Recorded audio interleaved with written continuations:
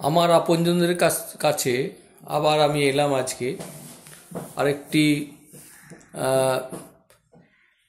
আমার টপিক নিয়ে। সেটা হচ্ছে ফিস্চুলা বা ভগন্দর। আমাদের মলদ্বারে বেশ 2-3টি রোগে আমরা আক্রান্ত হতে পারি এবং সবগুলি যন্ত্রণাদায়ক, যেমন পাইলস, ফিশার এবং ফিস্চুলা। আজকে আমি ফিস্চুলার উপরে আপনাদের কিছু একটা বলবো, এবং এটা হচ্ছে অত্যন্ত, এই তিনটের মধ্যে এইটা হচ্ছে অত্যন্ত যন্ত্রণাদায়ক এবং রেকারি, অর্থাৎ বারে বারে এটা দেখা দেয়। রোগী আসে, সে না বসতে পারছে, না দাঁড়াতে পারছে, না শুতে পারছে, এবং অসভ্য রকম মলদ্বারের পাশে, অর্থাৎ মলদ্বারটা যেখানে আছে তার ওই 1 সেন্টিমিটারের মধ্যে এরিয়ার মধ্যে কোনো একটা ফোঁড়ার মতো প্রথমে দেখা দেয়। তারপর সেই ফোঁড়াটা আস্তে আস্তে বাড়ে, নিয়ে যতক্ষণ না পর্যন্ত সেটা ফাটছে ততক্ষণ পর্যন্ত সেই রোগী যন্ত্রণা ভোগ করে। পায়খানা করতেও তার কষ্ট, বসতেও তার কষ্ট, সবসময় একটা কষ্ট তার লেগে থাকে। এরকম অনেক কেসও দেখা যায় যে প্রথমে তো কিছু বলতে চায় না রোগীরা, কাউকে লজ্জাতে। তার ইনার কনস্ট্যান্টলি একটা ভিজে ভিজে ভাব থেকেই থাকে, অর্থাৎ একবার ফোঁড়াটা ফেটে গেল, তারপর বহুদিন ধরে যাবৎ ধরে দেখা যাচ্ছে যে তার রস ওখান থেকে গড়াচ্ছে, এবং হয় কখনো চুলকানি থাকে, কখনো বার্নিং সেন্সেশন থাকে। এই নিয়ে চলতে থাকে রুগীরা। এই দু ধরনের মোটামুটি। আবার এমনও দেখা যায় যে ফিস্চুলা অপারেশন করেছে, অপারেশন করার পরেও কিন্তু আবার ওটা হয়েছে, তারপরও কিন্তু এই ধরনের পেশেন্টও আমাদের কাছে আসে। এখন প্রথমে যেটা আমরা বলার সেটা হচ্ছে, এটা একটা ব্রণর মতো দেখা দেয় ঠিকই, কিন্তু এটা জিনিসটা হচ্ছে একটা সুড়ঙ্গ, অর্থাৎ মলদ্বারের ভেতরে অনেকগুলো আমাদের গ্ল্যান্ড আছে।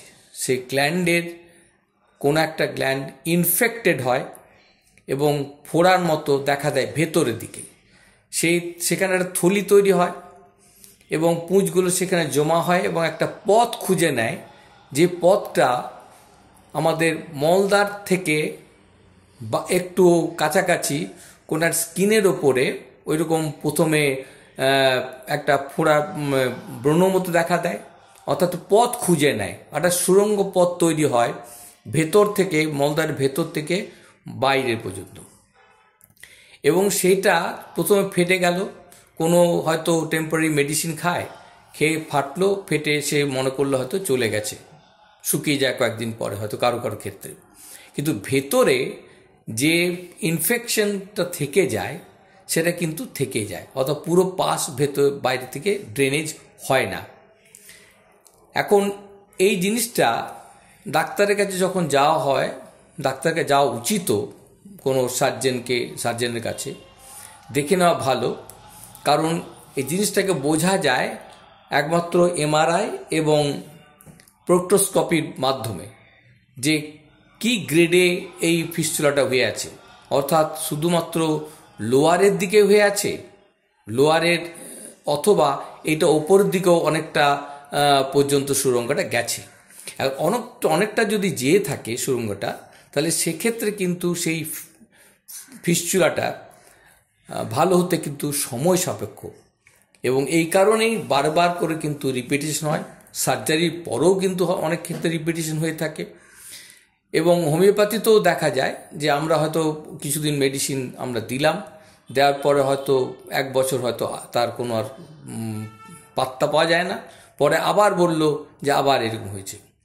আসলে এইটা প্রচণ্ড রিকারেন্ট একটা ইরিটেটিং রোগ এবং অত্যন্ত কষ্টকর, জ্বালাদায়ক।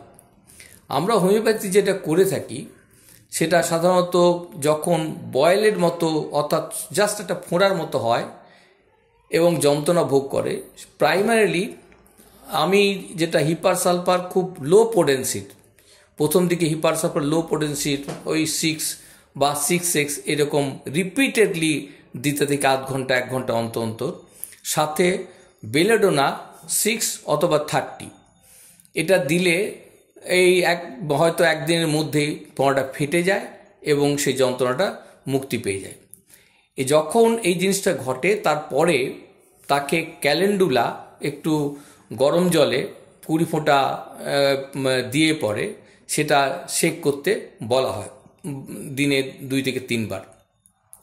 এবং খাবার হিসাবে আমি যেটা দিয়ে থাকি সাইলেশিয়া 6x থেকে 12x, পরবর্তীকালে অর্থাৎ এইভাবে চলে কিছুদিন, তারপর আপনার 30x আরও দিন 15, দিনে 2 থেকে 3 বার 4টা করে ট্যাবলেট একটু গরম জল দিলে খেলে ভালো শুকিয়ে যায় ব্যাপারটা। কিন্তু চলে গেল এই ব্যাপারটা কিন্তু ভেবে নেওয়া কিন্তু খুব বোকামি হবে।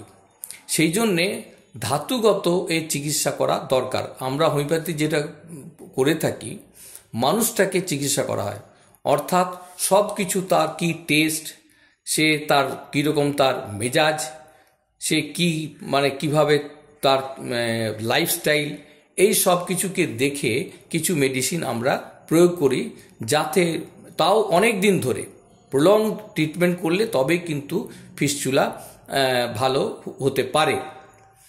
তাও বছর 2 থেকে 3 বছর ট্রিটমেন্ট লাগে। হয়তো সবসময় তো ওষুধ খেতে হবে না, কিন্তু কিছু কিছু মেডিসিন আছে যেগুলোকে দিতে হয়। নর্মালি আমরা যেখানে একটু চ্যাটচ্যাটে মধুর মতো রস পড়ে সেই সব ক্ষেত্রে গ্রাফাইটিস আমরা 200 অত্যন্ত ভালো কাজ করে। সপ্তাহে 1 বার 4টা করে গুলি, দিনে 2 বার, সপ্তাহে 2 দিন দেওয়া হয়, ওই মাসখানেক বা মাস 2 এরকম খাওয়ানো হয়।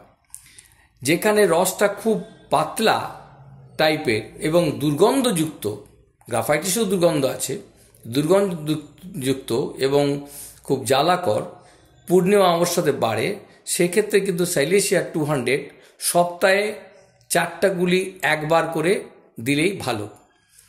এবং আরেকটা ওষুধ অত্যন্ত ভালো কাজ করে, সেটা হচ্ছে যেখানে অত্যন্ত জ্বালা, কেবল জ্বালা থাকে, সেখানটাতে রক্ত পুঁজ থাকে এবং গ্রিনিশ টাইপের পুঁজটা বেরোয়, সেক্ষেত্রে নাইট্রিক অ্যাসিড নাইট্রিক ওই 30, প্রথম দিকে 30 কয়েকটা ডোজ দেওয়া, দিনে 2 বার করে, সপ্তাহে 2 থেকে 3 দিন, এইভাবে মাস 2 চলে।